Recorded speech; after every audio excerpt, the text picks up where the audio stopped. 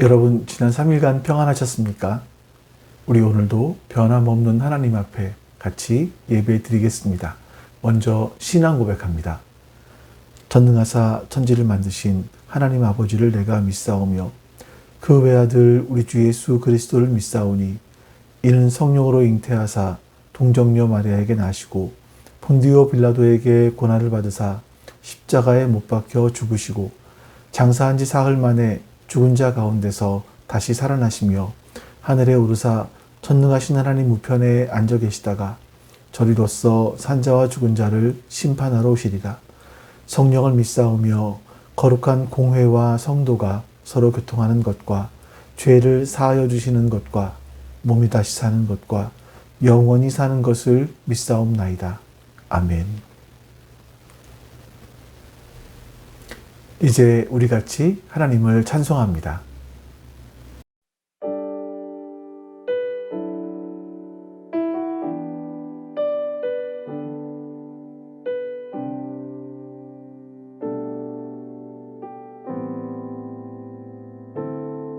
당신의 시간을 뚫고 이 땅 가운데 오셨네.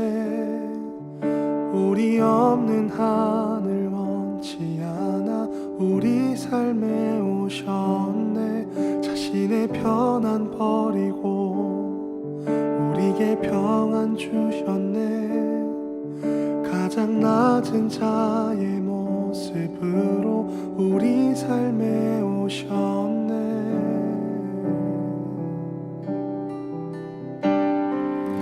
하나님 우리와 영원히 함께 하시네. 꿈 없는 우리에게 그 나라 보여주시네. 연약한 자들의 친구가 되어주시고 힘없는 우리의 인생을 위로하시네.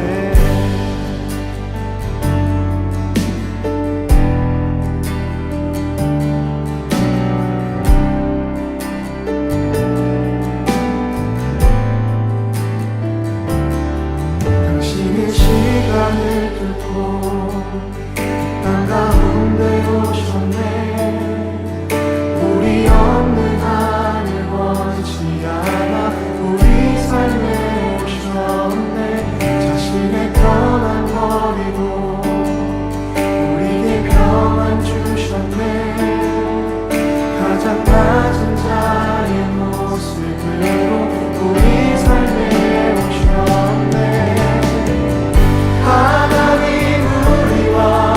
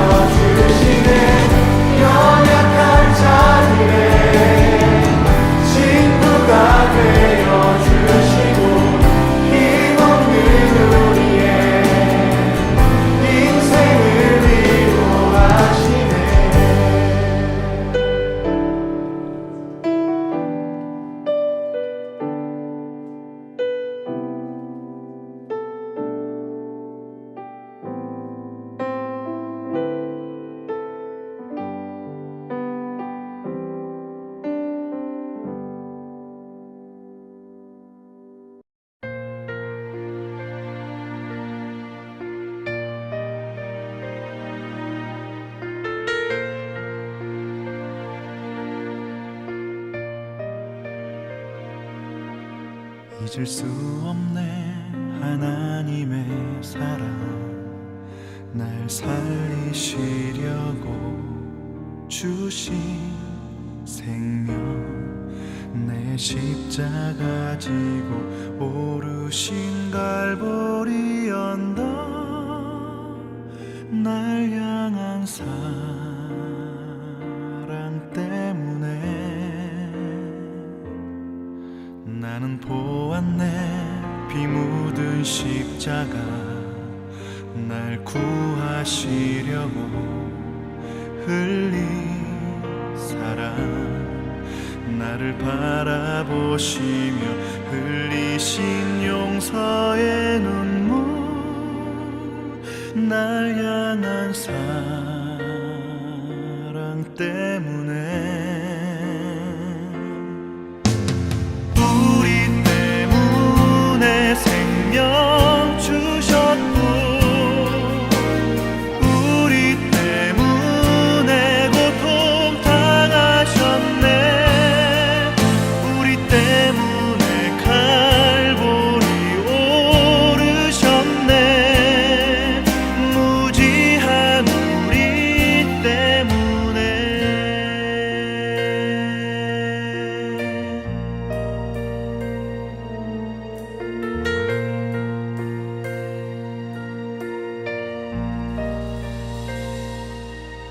나는 보았네 피 묻은 십자가 날 구하시려고 흘린 사랑 나를 바라보시며 흘리신 용서의 눈물 날 향한 사랑 때문에 우리 때문에 생명 주셨고 우리 때문에 고통 당하셨네 우리 때문에 갈보리 오르셨네 무지한 우리 때문에 내가 살아야 하리 찾았네 나의 삶을 모두 주께 드리는 것 그가 날 위해 모든 것 주셨듯이 나의 삶을 주께 드리리 주 위해 바로 우리 때문에 십자가 지셨고 우리 때문에 죽음 당하셨네 우리 때문에 물과 피 쏟으셨네 무지한 우리 때문에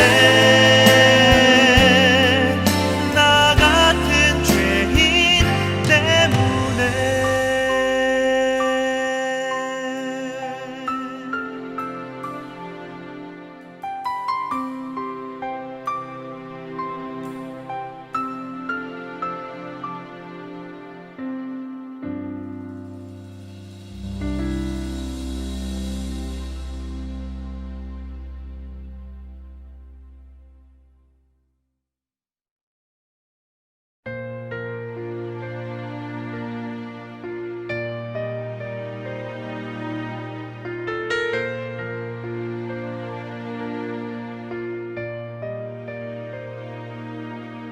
잊을 수 없네 하나님의 사랑 날 살리시려고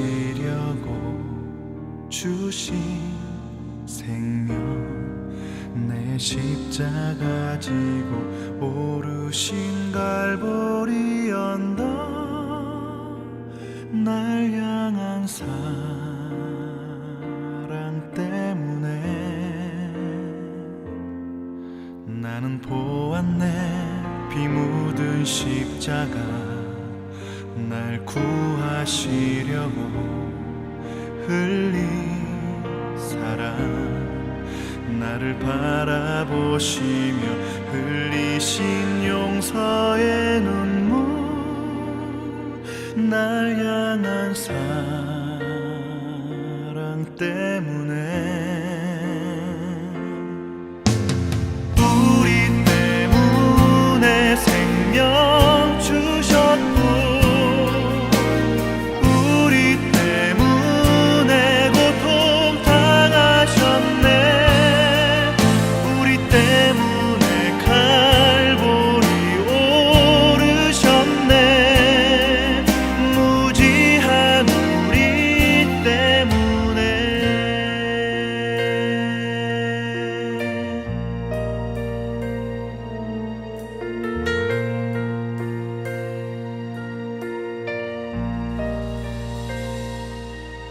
나는 보았네 피 묻은 십자가 날 구하시려고 흘린 사랑 나를 바라보시며 흘리신 용서의 눈물 날 향한 사랑 때문에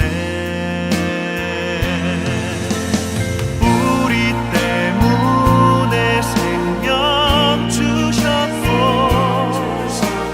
우리 때문에 고통 당하셨네 우리 때문에 칼보리 오르셨네 무지한 우리 때문에 내가 살아야 하리 찾았네 나의 삶을 모두 주께 드리는 것 그가 날 위해 모든 것 주셨듯이 나의 삶을 주께 드리리 주 위해 바로 우리 때문에 십자가 지셨고 우리 때문에 죽음 당하셨네 우리 때문에 물과 피 쏟으셨네 무지한 우리 때문에 나 같은 죄인 때문에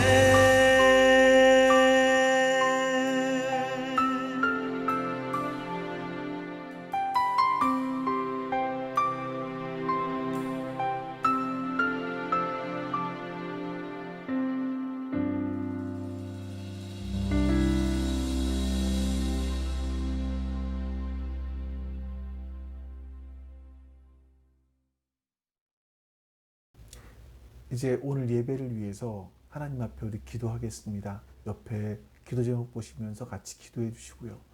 특별히 우리 나라를 위해서 같이 한 번 더 우리 기도하겠습니다. 기도합니다. 내 사랑이 감사합니다. 내 우리 백성을 안에 함께 해주시옵소서. 포기 못하니 그로 인하여서 하나님의 내 모든 것 내어주고 나 그들을 얻으리라 여호와께 돌아가자 우린 돌아서도 그는 변치 않네 여호와께 돌아가자 우린 넘어져도 그 사랑 아버지 하나님 감사합니다. 오늘도 우리에게 복된 날을 허락하여 주셔서 이렇게 주님을 예배할 수 있도록 인도하여 주시고 은혜를 베풀어 주시니 정말 감사합니다.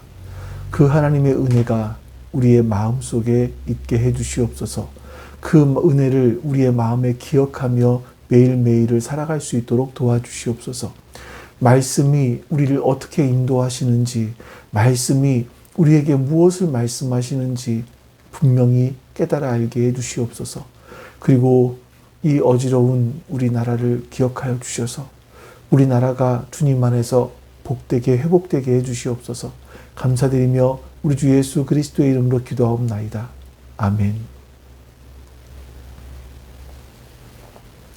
네, 이제 우리 같이 하나님 말씀 보겠습니다. 하나님 말씀은 누가복음 9장 10절에서 17절입니다. 누가복음 9장 10절에서 17절입니다. 사도들이 돌아와서 자기들이 한 모든 일을 예수께 이야기하였다. 예수께서는 그들을 데리고 따로 벳세다라고 하는 고을로 물러가셨다. 그러나 무리가 그것을 알고서 그를 따라갔다. 예수께서는 그들을 맞이하셔서 하나님 나라를 말씀해 주시고 또 병 고침을 받아야 할 사람들을 고쳐주셨다.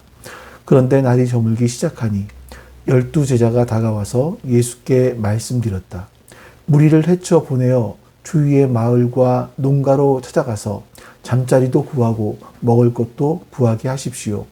우리가 있는 여기는 빈들입니다. 그러나 예수께서는 그들에게 말씀하셨다. 너희가 그들에게 먹을 것을 주어라. 그들이 말하였다. 우리에게는 빵 5개와 물고기 2마리밖에 없습니다. 우리가 나가서 이 모든 사람이 다 먹을 수 있을 만큼 먹을 것을 사지 않으면 안 되겠습니다.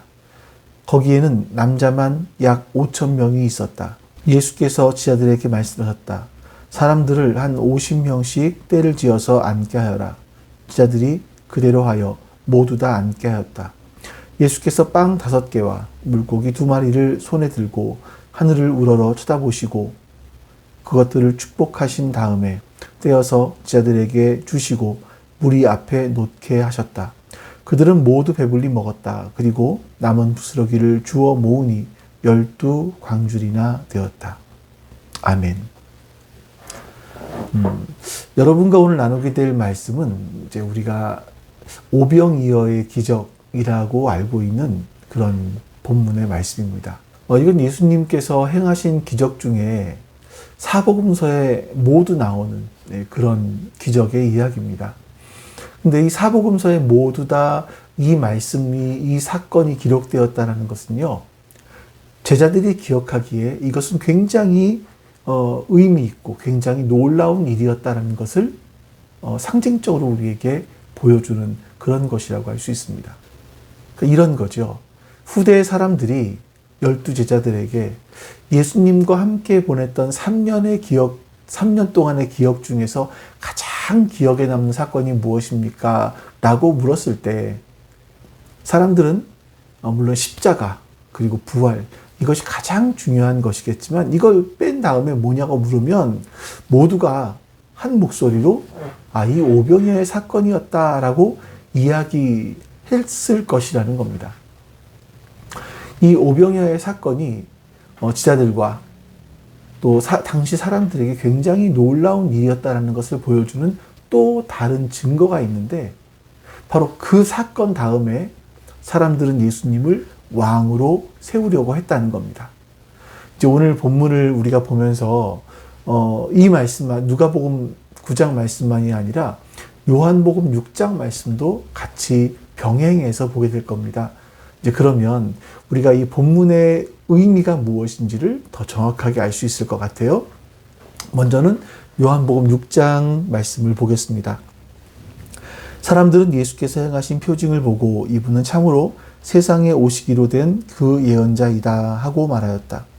예수께서는 사람들이 와서 억지로 자기를 모셔다가 왕으로 삼으려고 한다는 것을 아시고 혼자서 다시 산으로 물러가셨다.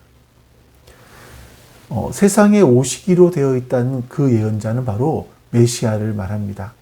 그러니까 당신은 로마의 압제를 받고 있는 상황이잖아요. 그러니까 이스라엘 백성들은 메시아가 오시기를 간절히 기다렸습니다.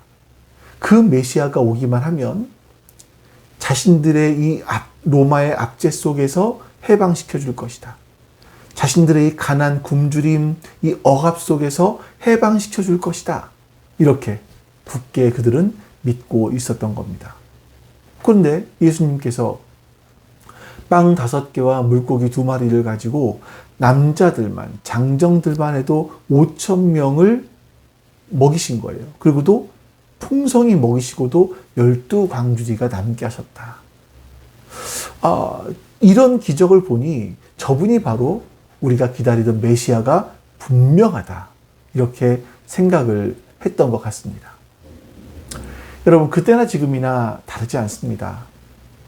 각 나라에서 가장 먼저 해결하고 싶어 하는 것은 경제적인 문제이죠.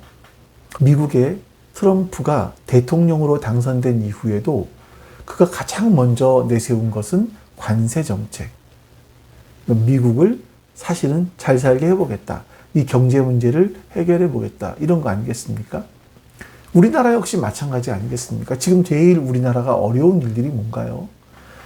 저출산, 고령화, 이것 때문에 생산 능력, 생산 인구가 감소합니다. 이것 때문에 소비가 위축되고요. 대기업과 중소기업, 여기서 정규직과 비정규직, 이 소득 격차가 굉장히 크죠. 또 부동산 가격이 굉장히 급등하면서 자산의 불균형도 굉장히 커졌습니다. 이러다 보니까 가계부채가 너무나 많이 늘어나게 되었습니다. 그리고 소상공인들 정말 어렵다. 이런 것들이 체감이 될 정도로 점점 더 심해져 갑니다. 그리고 이런 문제들을 가장 앞서서 해결해야 될 우리 국가가 비상계엄, 또 이거를 수습하는 과정에서 그냥 둘로 나눠져 버린 것 같습니다. 이런 상황이다 보니까 우리에게 어떤 마음이 드냐면, 이런 모든 것을 수습하고 우리나라를 하나로 묶어주고 또 경제 강국으로 만들어줄 수 있는 그런 지도자가 나왔으면 좋겠다. 이런 생각들을 많은 분들이 하실 겁니다. 자, 우리도 이런 상황이다 보니까 이 당시 이스라엘 사람들이 오병이어의 기적을 일으키는 예수님을 보면서 이렇게 능력이 많으신 분이라면, 그런 예수님을 왕으로 세운다면 우리도 잘 살 수 있겠구나. 우리도 로마에서 해방될 수 있겠구나. 이런 생각을 가졌을 것이라는 공감을 우리도 충분히 할 수 있을 것 같습니다. 물론 예수님은 그렇게 되는 걸 피하기 위해서 혼자 산으로 물러가셨다라고 성경은 말씀하지만 말입니다. 그래서 우리도 이 본문을 중요하게 생각을 해야 됩니다. 경제적인 문제를 해결받기 위해서가 아니라 우리 신앙의 중요한 원리들을 이 말씀을 통해서 우리가 깨달을 수 있어야만 하는 겁니다. 우리 10절 말씀을 같이 한번 보시죠. 사도들이 들어와서 자기들이 한 모든 일을 예수께 이야기하였다. 예수께서는 그들을 데리고 따로 벳세다라고 하는 고을로 물러가셨다. 예수님에 의해서 보냄을 받았던 제자들이 여러 마을에 다니면서 하나님 나라의 복음을 전하고 또 병도 고쳐줬습니다. 그리고 돌아와서 그들이 우리에게 어떤 일이 일어나게 되었는지를 예수님께 보고하죠. 그 후에 예수님은 그들을 데리고 벳세다라는 곳으로 가신 겁니다. 여기 오늘 누가복음에는 예수님 왜 벳세다로 가셨는지에 대한 이유가 나오지 않지만 마가복음에 보면 그 이유를 하나님 나라 복음을 전하고 또 병들을 고쳐주고 돌아온 힘든 상황에 있는 제자들을 쉬게 하시기 위해서 좀 외딴 곳인 벳세다로 가신 것이다. 이렇게 기록하고 있습니다. 하지만 그 한적한 외딴 벳세다까지 가셨어도 예수님은 쉬실 수 없었습니다. 우리 11절 말씀을 볼게요. 그러나 무리가 그것을 알고서 그를 따라갔다. 예수께서는 그들을 맞이하셔서 하나님 나라를 말씀해 주시고 또 병 고침을 받아야 할 사람들을 고쳐 주셨다. 예수님께서는요, 이 무리들을 피해서 좀 제자들이 쉴 수 있도록 벳세다라는 한적한 곳으로 가셨지만 사람들은, 이 무리는 또 그 예수님과 예수님의 제자들을 따라왔습니다. 그때 예수님은 그들을 따뜻하게 맞아주시면서 하나님 나라에 대해서 말씀해 주시고 또 병든 사람들을 치유해 주셨습니다. 자, 근데 여기서 우리가 주목해야 될 부분이 하나 있는 것 같아요. 예수님께서 병든 사람을 고쳐주셨지만 모든 사람을 고쳐주신 것은 아니라는 거죠. 그 말씀해 보시면 병 고침을 받아야 될 사람들이라고 기록되어 있습니다. 병 고침을 받아야 될 사람들만 고쳐주셨다라고 말씀해요. 그렇기 때문에 우리는 우리의 육체 회복을 위해서, 치유를 위해서 하나님께 기도해야 되고, 우리의 필요를 채워달라고 하나님께 기도하셔야 합니다. 근데 거기에 대한 응답의 방식은 내가 구한 대로 주님이 해주시는 것이 아니라 주님께서 보시기에 맞는 사람에게, 주님께서 보시기에 해 주어야 되겠다고 생각되는 사람에게 그 일들을 하신다는 거예요. 그리고 우리는 그 주님께서 일하시는 방식에 대해서 겸손하게 받아들이는 겁니다. 이게 신앙이 성숙해가는 과정이라는 거예요. 자, 옛날에 우리나라에서 이제 부흥회를 종종 했었습니다. 저도 역시 부흥회를 참석해봤고, 저의 과거의 기억을 봐도 그 부흥회가 계기가 되어서 제가 목사가 되기도 했었죠. 근데 이제 그 당시 제가 신학교 때, 그 전에 같은 경우를 보면 이 부흥회를 할 때 강사들이 제일 마지막 날 항상 하는 기도가 있었습니다. 바로 신유의 기도였었습니다. 그러면서 마지막 전날 보통 이렇게 광고를 하죠. 마지막 기도의 시간은 신유의 기도의 시간이니까 병든 사람들, 정신적 질병을 가진 사람들 모두 나와서 믿음으로 기도하면 반드시 응답받게 될 것이다. 반드시 치료받게 될 것이다. 이렇게 말을 합니다. 물론 여러분, 하나님께서 우리에게 은혜를 베풀어 주시면 우리의 질병 역시 치유될 수 있습니다. 우리의 정신적인 문제, 모든 것들이 회복될 수 있습니다. 그러나 어떤 누가 하나님께서 반드시 치유해 주실 것입니다라고 확실하게 장담할 수 있겠습니까? 또한 그런 하나님의 은혜, 치유의 은혜가 언제 임할지, 어떤 사람이 고침받을지, 이거를 누가 정합니까? 부흥사가 정할 수 있습니까? 아니면 하나님이 하십니까? 간절히 기도해도 성령의 충만함을 경험하지 못하거나 병이 낫지 않는 사람들이 있습니다. 그러면 이게 잘못되면 너는 네가 믿음이 부족해서 그런 거야 라고 우리는 그 사람들을 정죄할 수도 있게 되는 거죠. 예수님은 우리 질병을 치유하실 수 있는 그 능력이 있으심에도 불구하고 모든 사람을 고치지는 않으셨습니다. 치유해야 될 사람들과 그렇지 않은 사람은 인간이 결정하는 것이 아니라 하나님이 그 완전한 지혜로 결정하시는 겁니다. 베드로와 사도 바울 역시 죽은 사람을 살리는 기적을 행하기도 했지만 그것은 그들의 능력이 아니라 하나님께서 그 일을 하신 거죠. 그래서 여러분, 신앙이, 다시 한번 말씀드리지만 신앙이 성숙한다는 것은 하나님의 주권적 역사하심을 인정하는 데서 시작이 되어지는 겁니다. 예수님께서 하나님 나라를 전하시고 고침받아야 될 사람을 고쳐주시는 동안에 날이 저물게 되었습니다. 그 제자들이 예수님께 이렇게 여쭙죠. 12절입니다. 그런데 날이 저물기 시작하니 12제자가 다가와서 예수께 말씀드렸다. 무리를 헤쳐보내어 주위의 마을과 농가로 찾아가서 잠자리를 구하고 먹을 것도 구하게 하십시오. 우리가 있는 여기는 빈들입니다. 제자들은요, 예수님께 지금 이곳은 빈들이기 때문에, 아무것도 없는 곳이기 때문에 우리 잠시 휴식 시간을 갖고 저 무리 스스로가 먹거나 잠을 자거나 하는 일들을 해결하고 돌아오게 하도록 하지요 라고 예수님께 말을 했던 겁니다.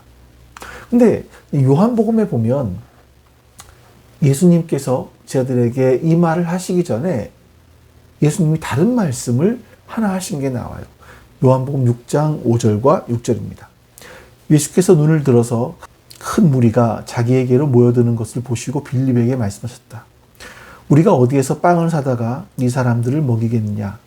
예수께서는 빌립을 시험해 보시고자 이렇게 말씀하신 것이었다.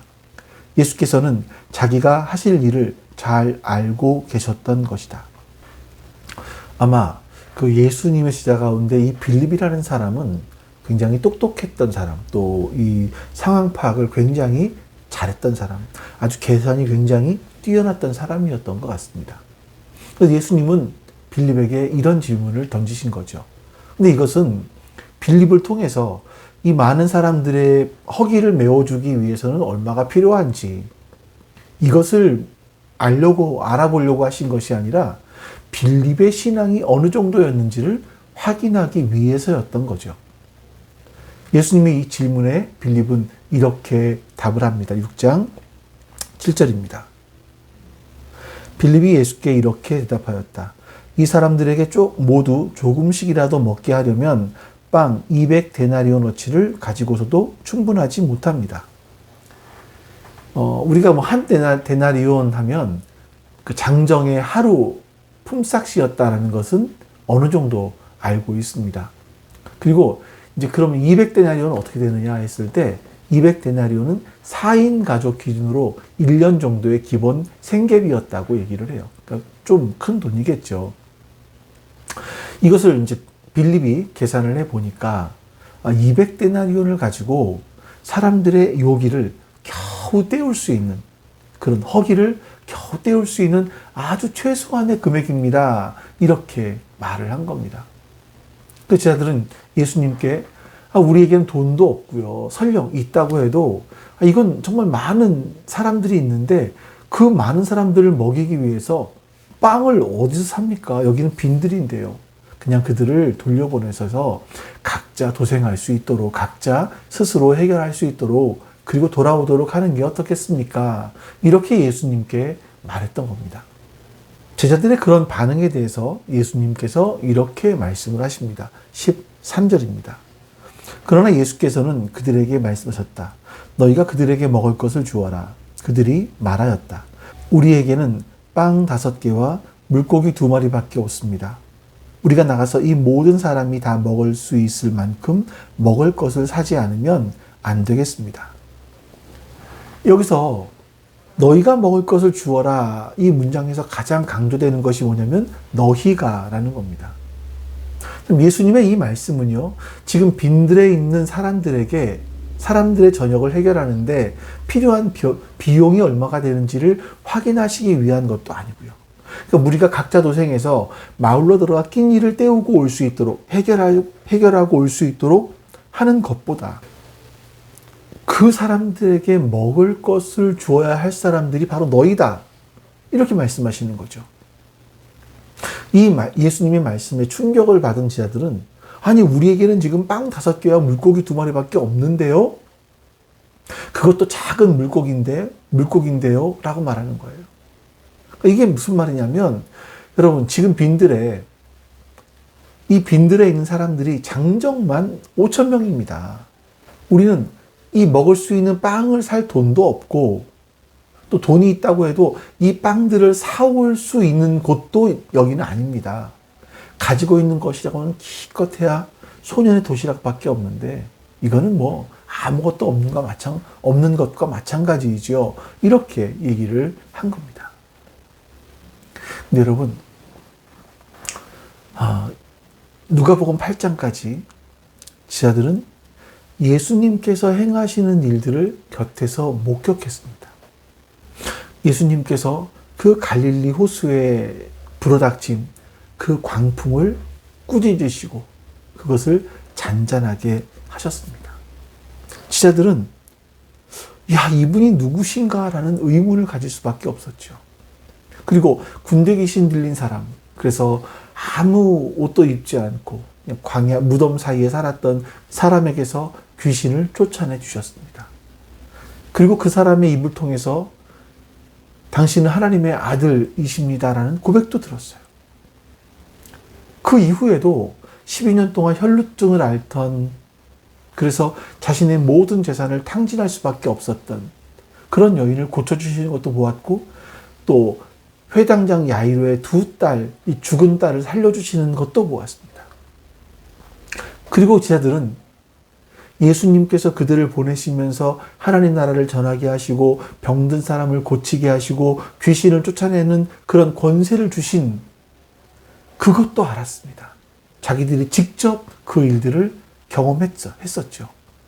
그럼 지금 여러분, 예수님께서 제자들에게 너희가 먹을 것을 주어라 라고 말씀하셨을 때 예수님이 기대하신 답은 뭐겠습니까?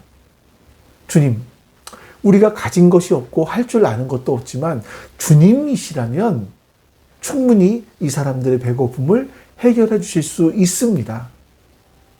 우리는 그렇게 믿습니다. 주님께서 해결해 주십시오. 이렇게 말하는 것을 예수님은 기대하고 계셨을 것 같아요. 하지만 아직도 제자들은 예수님께서 하나님의 아들이시라는 것을 제대로 인식하지 못했습니다. 그래서 예수님은 그때 이렇게 말씀하시죠. 14절, 15절입니다. 거기에는 남자 만도 약 5천 명이 있었다.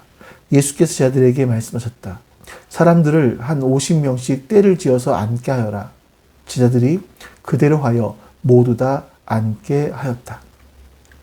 예수님은요, 빈들에 있는 그 사람들을 50명 단위로 앉게 하셨습니다. 그리고 여기서 앉히다라는 말은 뭐냐면 기대어 앉다, 이런 뜻이 있어요. 여러분, 이스라엘 사람들이 식사하는 장면들을 한번 생각해 보십시오. 어떤 만찬의 자리에 참석해서 파티를 한다. 그때 이스라엘 사람들은요, 이렇게 비스듬히 기대어 앉아서 음식을 먹습니다.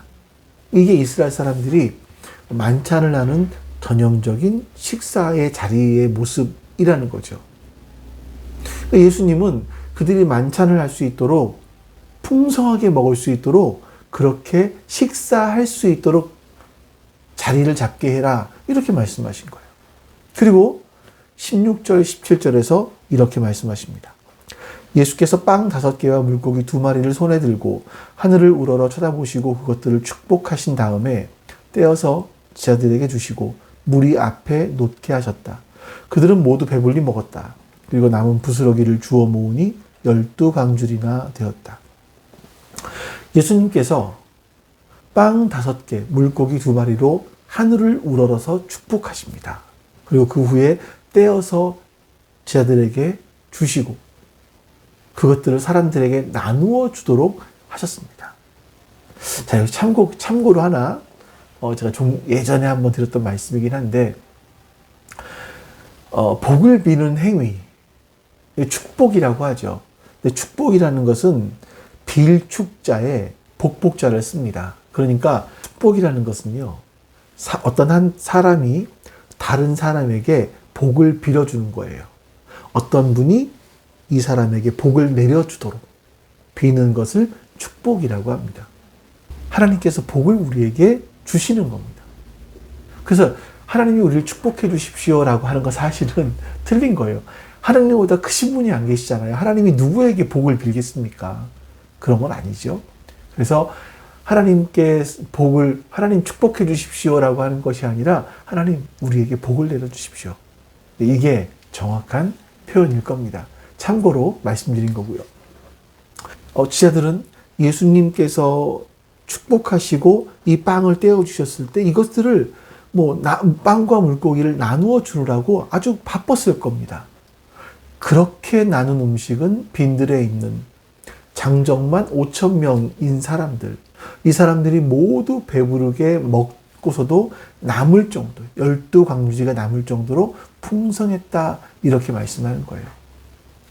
그러니까 우리는 이제 이 장면을 보면서 우리가 가진 작은 걸 예수님께 드리면 기적이 일어난다. 그래서 교회 건축할 때 오병이어를 하나님께 드려라, 이렇게 이야기하기도 합니다. 근데 예수님께서 빵 5개와 물고기 2마리를 가지고 사람들을 먹이신 것은요, 단순하게 이 무리가 너무나 배가 고프구나, 이거를 해결해 줘야지 하면서 그들을 먹이신 것만은 아니었습니다. 그럼 그 이유가 뭐겠습니까?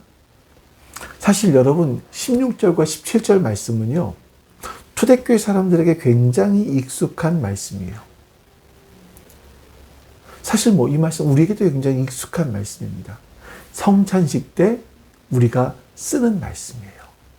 자, 우리 이 말씀을 다시 한번 보시죠. 여기서 보면 예수님께서 빵 5개와 물고기 2마리를 손에 들고 하늘을 우러러 보시면서 축복하십니다. 그 다음에 이것을 떼어서 나누어 주시고 그 다음에 그것을 먹게 하십니다. 자, 이 말씀이 똑같이 이 방법들이 똑같이 기록되어 있는 사건이 바로 누가복음 22장이에요. 예수께서 또 빵을 들어서 감사를 드리신 다음에 떼어서 그들에게 주시고 말씀하셨다. 이것은 너희를 위하여 주는 내 몸이다. 이것을 행하여 나를 기억하여라. 그리고 저녁을 먹은 뒤에 잔을 그와 같이 하시고서 말씀하셨다. 이 잔은 너희를 위하여 흘리는 피, 내 피로 세우는 새 언약이다. 이 두 본문에 사용된 동사 4개입니다. 들다, 축복하다, 감사하다는 표현이고요. 그리고 떼다, 그리고 주시다. 모두 똑같습니다. 그래서 빵 5개와 물고기 2마리의 사건은 단지 사람들의 배고픔을 해결해 주시기 위한 것이 아니라 성찬식이었다. 이렇게 학자들이 주장하기도 해요. 왜 그런가 하면 더 정확하게 말씀드려서 요한복음에서는요, 이 사건이 일어나고 난 다음에 그 의미에 대해서 예수님이 말씀해 주십니다. 그러니까 이거는 기적 자체가 의미가 있는 것이 아니라 그 안에 더 중요한 의미가 있다라고 하시면서 요한복음 6장 4절과 5절에서 이렇게 말씀하세요. 마침 유대 사람의 명절인 유월절이 가까운 때였다. 예수께서 눈을 들어서 큰 무리가 자기에게로 모여드는 것을 보시고 빌립에게 말씀하셨다. 우리가 어디에서 빵을 사다가 이 사람들을 먹이겠느냐. 예수님께서 빵 5개와 물고기 2마리를 가지고 5,000명을 먹이신 때가 유대인의 명절인 유월절이 가까운 때였다라고 말씀하세요. 사실 요 부분은, 요 문장은 없는 것도 상관없어요. 없어도 자연스럽게 넘어갈 수 있습니다.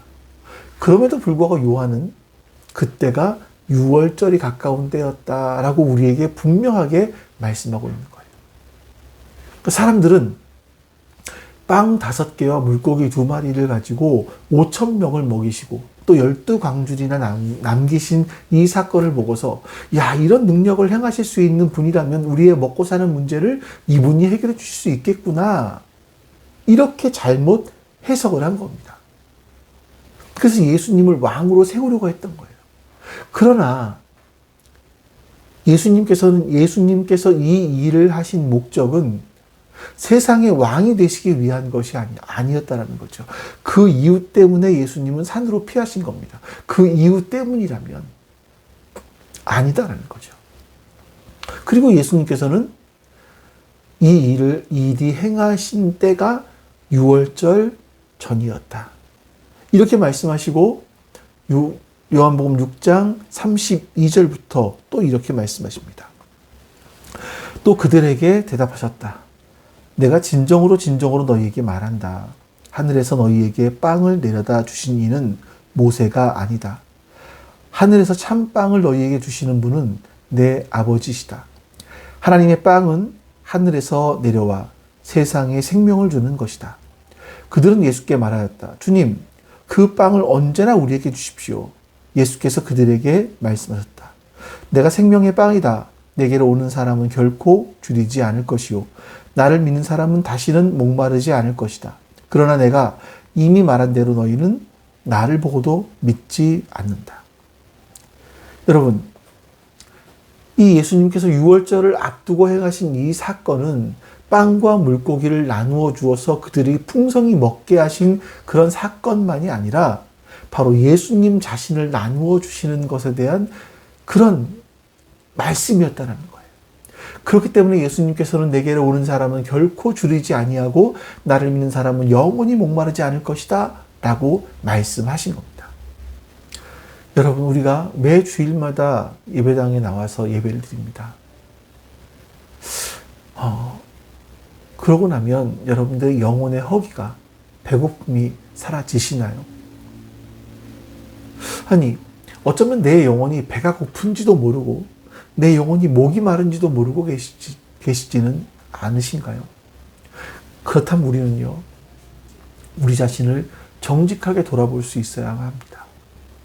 우리가 주님을 신뢰하고 주님께 예배를 드리는 것인지, 아니면 그저 종교 생활을 하고 있는 것으로 위안을 삼고 있는 것은 아닌지, 또 하나님 말씀이 내 양식이 되고 그 말씀이 내 최고의 가치가 되는지, 아니면 세속적 가치관을 최고의 가치관으로 삼고 그래서 더 먹고 더 마시기 위해서 우리가 동분서주하고 있는 것은 아닌지 정직하게 자기 자신을 돌아보셔야만 합니다.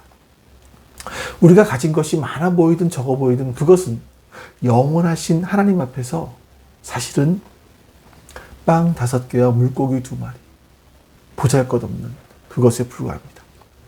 우리의 지위나 우리의 신분이 높아 보이든 또 낮아 보이든 그것 역시 하나님 앞에서는 보잘것없는 빵 5개와 물고기 2마리에 불과합니다. 또 우리가 정말 공부를 많이 해서 지식의 양이 많다거나 아니면 어떤 굉장한 추진력이 있어서 무엇을 행할 능력이 있다고 할지라도 그건 역시 우리 하나님 앞에서는 빵 5개와 물고기 2마리에 불과합니다. 아니, 우리 자신이 바로 빵 5개와 물고기 2마리밖에 안 됩니다. 그렇게 보잘것없는 존재가 우리들입니다. 남자들만 해도 5,000명을 먹여야 하는 그런 상황에서 빵 5개, 물고기 2마리? 이거는 아무것도 아닌 것, 아무것도 없는 것과 같습니다. 근데 여러분, 우리에게 무엇이 있든지 그것이 주님의 손에 들릴 수 있다면, 또 우리가 주님의 손 안에 있다면 그것은 사람을 살리는데 쓰임받을 수 있게 되는 겁니다. 그 떡은요, 영원한 생명의 떡으로 오신 예수님 자신이 되셨고, 예수님은 당신을 찢어서 우리에게 나누어 주심으로 말미암아 우리가 영원히 배고프지 않게 해주셨습니다. 우리는 원래 빈들에 있던 사람들인데 예수님이 누군지도 몰랐고 우리의 영혼이 배가 고프다는 사실도 몰랐던, 우리 영원한 생명에 대한 필요조차 몰랐던 사람들이 우리들입니다. 그저 그냥 땅에서 잘 먹고 잘 살다가 죽으면 모든 것이 끝난다고 생각하던 그런 사람들이었습니다. 우리는 이 빵 5개와 물고기 2마리 사건에서 예수님께서 자신을 떼어주신, 곧 예수님의 십자가를 여러분들이 보실 수 있어야만 합니다. 그리고 그것에 그렇게 자신을 떼어주신 영원한 빵이신 주님을 우리가 먹어야 우리의 영혼이 배고프지 않게 되고 우리가 거듭나고 우리의 영적인 눈이 열려서 하나님을 알게 되고 하나님을 아버지라 부를 수 있게 되는 거죠. 그렇게 되게 해주시기 위해서 우리 주님께서는 십자가에서 자신의 몸을 찢어서 우리에게 나눠주셨고 그 피를 우리에게 나누어 주셨던 겁니다. 세속적인 가치관으로는 떡을 먹어야, 그것도 아주 많이 먹어야, 남들보다 더 먹어야 이 세상에서 주류로 살아갈 수 있습니다. 그것들이 나를 돋보이게 만들어줄 수 있다고 착각할 수 있습니다. 근데 여기서 벗어나야만 합니다. 우리의 본능은요, 마치 밑 빠진 독과 같습니다. 거기다 아무리 무엇을 넣어도 사실은 채워지지 않습니다. 그냥 욕망과 허영, 이것들로 나를 계속 채우려고만 하는 거죠. 근데 이 항아리에 물을 가득 채울 방법이 있습니다. 그게 뭐냐면 생명의 바다이신 주님께 내가 잠기는 겁니다. 그러면 주님으로 말미암아 내 인생이 채워질 수 있는 거죠.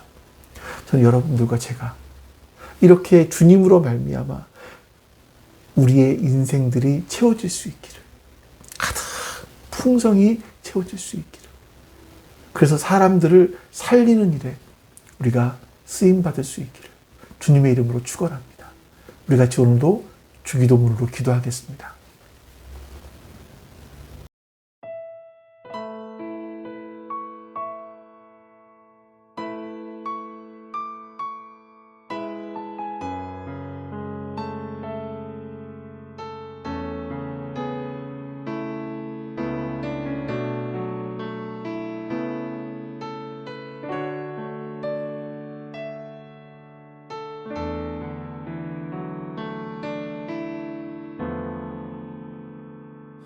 나의 백성이 다 경비하여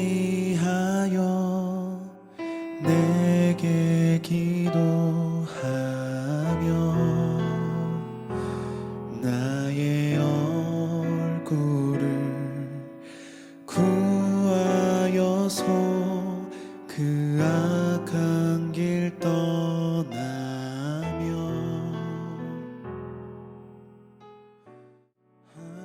하늘에서 듣고 죄를 사하며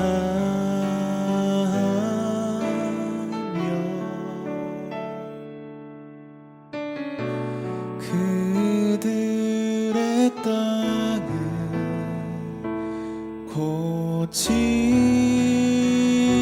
고치리라. 아버지여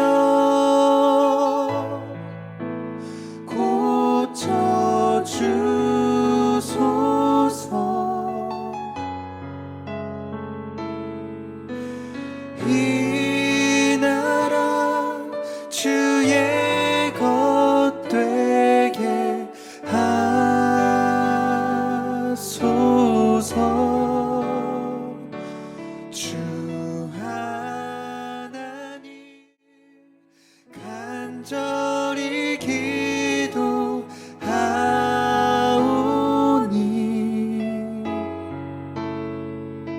상한 이 땅 새롭게 하소서.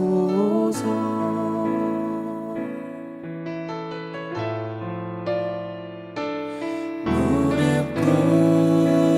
꿇고 다 경비하여 주께 기도하리. 주의 얼굴을 구하여서 그 악한 길 떠나리.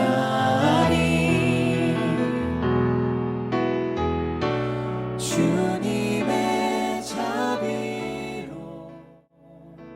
죄를 사하며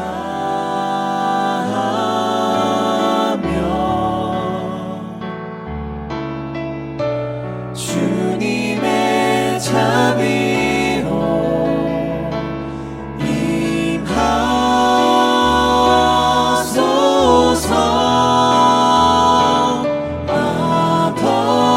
아버지여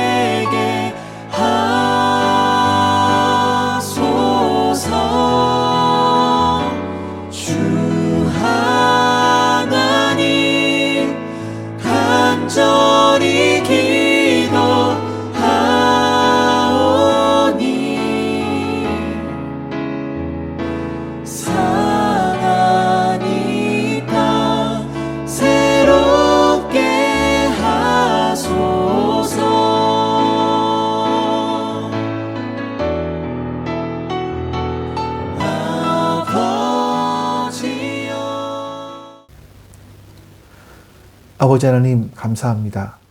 선하신 주님께서 오늘도 우리와 함께 하시사 우리에게 하늘의 복을 허락하여 주시니 감사합니다. 우리가 바로 그 예수님으로부터 생명을 나누어 받은 존재임을 기억할 수 있도록 도와주시옵소서. 그리고 이 땅을 살아가면서 세상의 허영, 세상의 욕망을 쫓지 않게 해주시고 하나님의 말씀의 가치관을 따라 살아갈 수 있는 우리가 될 수 있도록 주님 역사해 주시옵소서. 오늘도 주의 베푸시는 은혜가 우리 가운데 함께 있음에 감사드리며 우리 주 예수 그리스도의 이름으로 기도하옵나이다. 아멘. 하늘에 계신 우리 아버지여, 이름이 거룩히 여김을 받으시오며 나라가 임하시오며 뜻이 하늘에서 이루어진 것 같이 땅에서도 이루어지이다. 오늘 우리에게 일용할 양식을 주시옵고 우리가 우리에게 죄 지은 자를 사하여 준 것 같이 우리 죄를 사하여 주시옵고 우리를 시험에 들게 하지 마시옵고 다만 악에서 구하시옵소서. 나라와 권세와 영광이 아버지께 영원히 있사옵나이다. 아멘.